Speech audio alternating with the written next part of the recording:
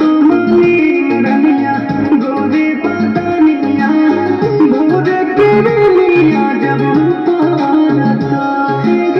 हमारी दुलारी तो बड़ी सुकारी कोमल सारे दिया लहराता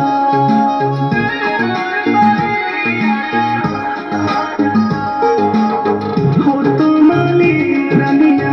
गोरे बदनिया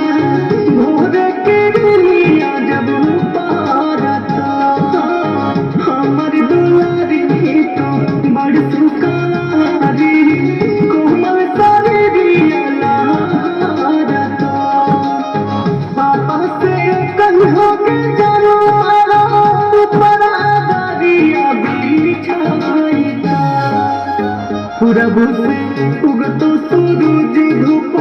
पड़ता हो रूप सवाराईता पूरब से उगतो सूरज धूप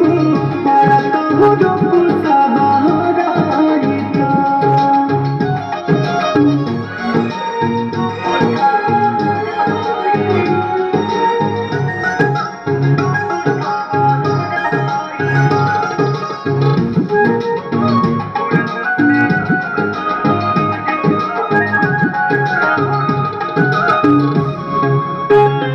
धीरे धीरे गे जानो कदम बढ़ाई धरी हो तो डोलिया में डेगे चुनरी संहारी हो सरिया संहारी नहीं तो लगी जे उठे से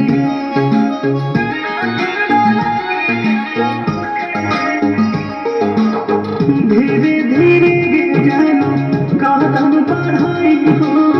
धरी हो तो डोलिया में डेगे चुनरी संहारी हो सरिया संहारी नहीं तो लगी जे उठे से चिंटू से कल हो के जानू सीता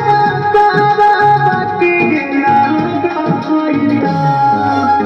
पूरब से